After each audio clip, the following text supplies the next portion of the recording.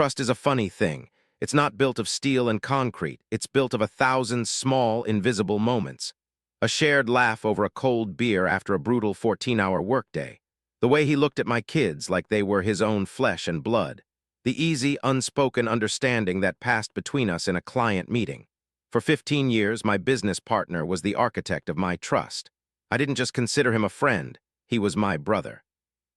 And the house of trust we built together, the one that I thought was a fortress, he burned it to the ground and sold the ashes while I was still trapped inside. We started our company, a high-end custom cabinetry business with nothing but a beat-up van, a garage full of second-hand tools, and a shared dream. I was the craftsman, the one who could see the soul in a piece of wood. My hands knew the language of joinery and grain. He was the artist, the salesman. He could walk into an empty room and paint a picture for a client so vivid, so compelling, they would sign a check before he even finished speaking. We were the perfect team, two halves of the same ambitious brain. We worked until we bled. We poured every ounce of our energy, every dollar we had, into that business. I remember the lean years, sharing a single greasy pizza for dinner, using the heat from the workshop sander to warm our hands in the winter. Those were the best years. We were building something real, something honest, something that was ours. And when success came, it felt earned. Our reputation grew. We went from garage workshops to a state-of-the-art facility. We hired a team of talented craftsmen. Our work was featured in architectural magazines. We were no longer just two guys with a dream. We were a brand, a symbol of quality and integrity. Our lives grew with the business. I built a beautiful home for my family, my wife and 2 kids, filled with the warmth of the very wood I worked with every day. His house was just down the street. He was a fixture at our family dinners, Uncle Mark to my children. He'd throw a baseball with my son in the backyard and read bedtime stories to my daughter. My wife adored him. She'd say, "You two are so lucky to have each other. A partnership like yours is 1 in a million." She had no idea how right she was. The foundation of our business was built on that absolute, unquestioning trust. We had shared accounts. We signed personal guarantees on loans together. Our finances, both business and personal, were a tangled, interwoven knot. To separate them would have felt like a betrayal in itself, a sign of doubt. And I had no doubt. I trusted him more than I trusted myself. My natural caution was always balanced by his charismatic optimism. When I would worry about taking on too much debt for a new piece of equipment, he would paint a dazzling picture of the return on investment, and I would always be convinced. The decision that broke us was disguised as our biggest opportunity. It was a massive contract for a luxury hotel development, a project so large it would secure our future for a decade. It was his baby from the start. He was the one who networked with the developers, the one who charmed them, the one who negotiated the deal. The contract required a huge capital outlay. We had to take on a level of debt that made my blood run cold. We leveraged everything. The business, our homes, our personal credit. We pushed all of our chips onto the table. "This is it, my brother," he said, his eyes gleaming with that familiar, infectious excitement as I signed the loan documents. "This is the big one. After this, we're not just successful, we're legends." I felt a flicker of unease, a small, quiet voice in the back of my mind screaming that we were overextended, that our risk management was non-existent. But I looked at his confident smile, the smile of the man who had stood by me for 15 years, and I silenced that voice. I trusted him. That trust was the biggest mistake of my life. The project was a whirlwind. He handled all the client-facing aspects and the finances, setting up new accounts specifically for the project to streamline the accounting, he said. It made sense. I was buried in the workshop, managing our team, overseeing production, ensuring that every single piece of cabinetry we produced was perfect. I was working 18-hour days, lost in the details of my craft. I was so focused on the wood, I didn't see the rot in the foundation. The first sign that something was wrong was subtle, a single dissonant note in the symphony of our success. A supplier called me, a man I'd worked with for a decade, his voice tight with an uncharacteristic tension. He was asking about a significant overdue invoice related to the hotel project. I was confused. My partner was handling all of those payments. I assured him I'd look into it and called my brother my partner. He laughed it off. "Bureaucratic mix-up, my man," he said, his voice as smooth and reassuring as ever. "The hotel's payment schedule is a nightmare. Don't worry, I'll handle it." He always handled it. So I went back to my work, the small alarm bell in my head silenced by the familiar comfort of his confidence. But then more calls came. another supplier, a contractor. The excuses from my partner started to become more elaborate, more convoluted. He was always in a meeting, always just about to close a new line of credit, always one step away from solving the temporary cash flow problem. The man I had shared a brain with for 15 years was suddenly speaking a language I didn't understand, a language of vague promises and financial jargon that seemed designed to obscure, not to clarify. The easy camaraderie between us was replaced by a strange, tense distance. He was always busy, always on his phone. When I tried to sit down with him to go over the books for the new project, he would deflect, saying he had it all under control, that I should focus on what I did best, building. I see now with the brutal clarity of hindsight that he was building something too. He was building a wall between me and the truth. The sickening realization of the betrayal wasn't a single, cinematic moment of discovery. It was a slow, creeping dawn of horror. I started to dig. Late at night, after my wife and kids were asleep, I would sit at our kitchen table, the same table he had eaten at 100 times, and I would try to piece together the puzzle. I pulled our credit reports. The amount of debt taken out in our company's name and our personal names was staggering, far beyond what I had approved. I found statements for the new bank accounts he had set up, accounts I had never seen, and I saw a pattern. Huge sums of money were being transferred out, not to suppliers, but to a holding company I had never heard of. A holding company whose incorporation documents, I would later discover, listed a single director, him. The final, killing blow came when I drove to the hotel construction site, unannounced. I wanted to see the progress for myself, to reassure myself that this was all a terrible misunderstanding. The site manager, a man who had always dealt with my partner, looked at me with a mixture of confusion and pity. "We had to terminate the contract," he said, his voice flat. "Your company defaulted. We haven't received a delivery or a payment in over a month. We're already in negotiations with a new firm to take over the work." He handed me a business card. The name of the company was unfamiliar, but the logo was a slick, modernized version of our own.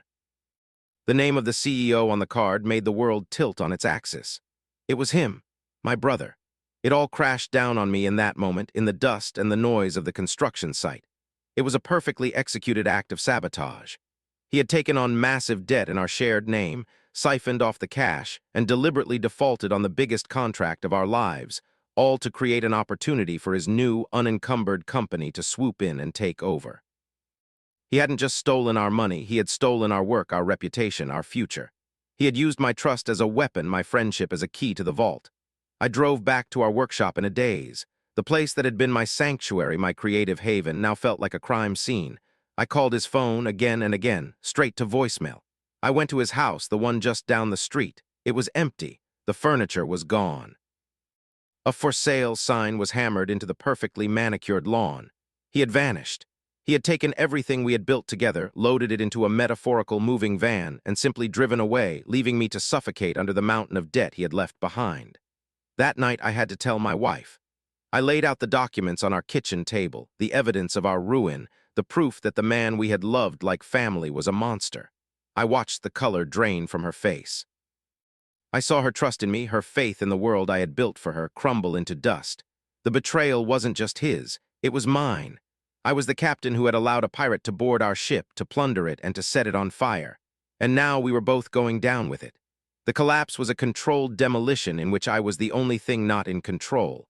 The business, which had been my life's work, imploded in a matter of weeks. The massive debt my partner had engineered was a weight it could not support. The calls from the bank were no longer polite, they were predatory. They were not interested in my story of betrayal, they were interested in their collateral, and their collateral was everything. The first to go was the business itself. The bankruptcy process was a public flogging. Every decision, every loan, every failure was laid bare for the world to see. I had to stand in front of my employees, the men and women who had trusted me with their livelihoods, and tell them that it was over. I had to tell them that the man who used to buy a round of beers for everyone on a Friday afternoon had led them into a dead end. The look of disappointment and fear in their eyes was a wound that would never fully heal.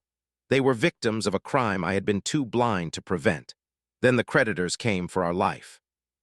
The house, my beautiful home that I had filled with the warmth of my own craftsmanship, was seized. It had been the primary collateral for the largest of the business loans. The eviction notice felt like a physical blow, a final, brutal punctuation mark on my failure.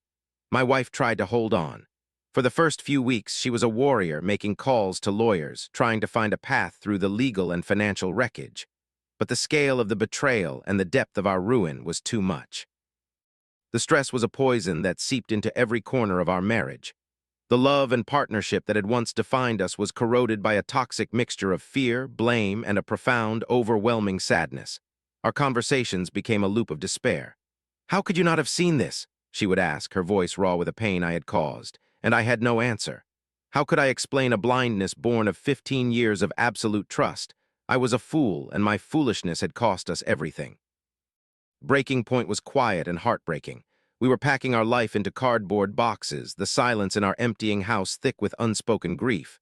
She was holding a framed picture of our family at a company picnic. My partner had his arm around my son's shoulders. We were all smiling, a perfect portrait of a life that was now a lie. She looked from the picture to me, her eyes filled with a weary, defeated clarity. "I can't do this anymore," she whispered. "I can't live inside your failure. I look at you and all I see is him and what we've lost. The children deserve a chance at a life that isn't defined by this." She didn't scream or shout. It was a statement of fact, a sad, undeniable truth. The betrayal hadn't just destroyed our finances, it had destroyed the very foundation of our shared reality. She could no longer trust my judgment, and I could no longer trust my own. She took the children to her parents' home in another state. It wasn't an act of malice, it was an act of survival. She was a mother protecting her cubs from a forest that was on fire. I helped her load their things into the car, my movements wooden, my heart a dead, heavy thing in my chest. I hugged my children, their small bodies tense with a confusion they couldn't articulate. I watched them drive away, and in that moment I understood the true meaning of the word bankrupt. It wasn't about money. It was about the complete and total depletion of everything that gives a life meaning. I was alone. I had no business, no house, no family, and a personal debt so vast it felt like a life sentence. The man who had betrayed me had taken more than our money. He had taken my past, my present, and my future. He had stolen my identity. I was no longer a husband, a father, a business owner. I was just the wreckage that he had left behind. I moved into a weekly rental motel on the industrial outskirts of the city. My new home was a single room that smelled of bleach and despair. The sound of trucks gearing down on the nearby highway was a constant reminder of a world that was still moving, a world that I was no longer a part of. The anger I felt was a physical thing, a white-hot fire in my gut. I would lie awake at night, on the thin, lumpy mattress, and I would fantasize about revenge. I would imagine finding him, confronting him, making him pay. But they were just the empty, powerless fantasies of a broken man. He was a ghost. He had vanished, protected by a wall of lawyers and offshore accounts. The legal system was a labyrinth I couldn't afford to even enter. I was left with nothing but the consequences. The weight of what he had done and what I had allowed to happen was a crushing, suffocating force. And in the dark, lonely silence of that motel room, I began to understand that the easiest part of the betrayal was over. The hard part, the part where I had to figure out how to survive in the ruins, had just begun. Surviving in the ruins is not a noble, cinematic struggle. It's a grim, day-to-day grind. It's about finding a reason to swing your legs out of bed in a motel room when the only thing waiting for you is a fresh serving of your own failure. For me, the only reason, was the faint, flickering image of my children's faces. I had failed them as a provider, but I was determined not to fail them as a father, even if it was a role I now had to play from 1,000 miles away. The first step was work. Any work. My old life was gone, my skills as a master craftsman were useless without a workshop, and my name was a liability. I started taking cash jobs from a temp agency. One day I would be hauling drywall on a construction site. The next I would be pressure washing the side of a warehouse. The work was brutal, mindless, and anonymous. It was a penance. My hands, once skilled in the delicate art of woodworking, became raw and calloused in a new, cruder way. I went from creating beauty to simply enduring labor. But in the exhaustion, there was a strange kind of peace. The physical pain was a welcome distraction from the emotional agony. At the end of a 10-hour day of hard labor, I was too tired to hate my ex-partner, too tired to hate myself. I was just tired. And the small amount of cash I'd earn was a tangible victory, a small proof that I could still put one foot in front of the other. I moved out of the motel and into a small, shared apartment with 2 other guys from the temp agency. They were men who had always lived on the margins, men for whom my catastrophic fall was just a normal Tuesday. They didn't ask about my past, and I didn't offer it. I was just the quiet guy in the back room. I learned to live a life stripped of all excess. My world was my small room, my work clothes, and the simple meals I cooked on a hot plate. I sold my truck, the last remnant of my old life, and took the bus. The indignity of it at first was sharp. I, the man who used to drive a top-of-the-line pickup, was now waiting in the rain for a city bus. But that pride, I realized, was part of the disease. The bus was just a way to get from one place to another. It wasn't a symbol of anything.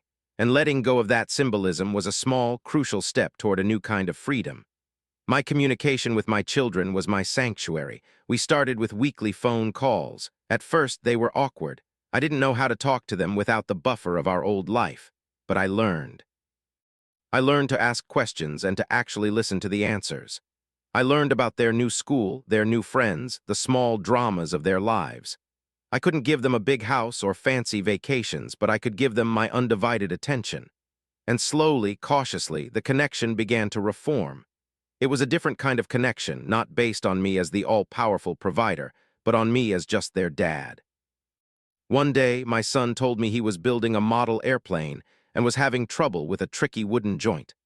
I spent an hour on a video call, talking him through it, sketching diagrams on a piece of paper, remembering the language of my old craft. Seeing the look of pride on his face when he finished, it was a feeling of success more profound than any seven-figure contract I had ever signed. The anger towards my ex-partner began to change. The white-hot rage cooled into a kind of cold, heavy stone of sadness. The fantasies of revenge were replaced by a weary understanding. His betrayal wasn't about me. It was about a hollowness in himself, a greed so profound that it saw brotherhood not as a bond, but as an asset to be leveraged and liquidated. Forgiving him felt impossible, but I started to work on a different kind of forgiveness, forgiving myself for the blindness of my trust. For the pride that made me ignore the warning signs. I had to accept that my greatest strength, my loyalty, had been my greatest weakness. After a year of temp work, I found a steady job. It was at a large, commercial cabinet-making company, a factory, really. I wasn't a master craftsman there. I was a cog in a machine working on an assembly line. The irony was not lost on me. I was now mass-producing the kind of soulless particle board cabinets that my old company had defined itself against. But the paycheck was steady. It was enough to live on, and enough to start sending regular child support payments. Every payment I sent was a small act of atonement, a brick in the new foundation I was trying to build. I will never forget the day my ex-wife called me.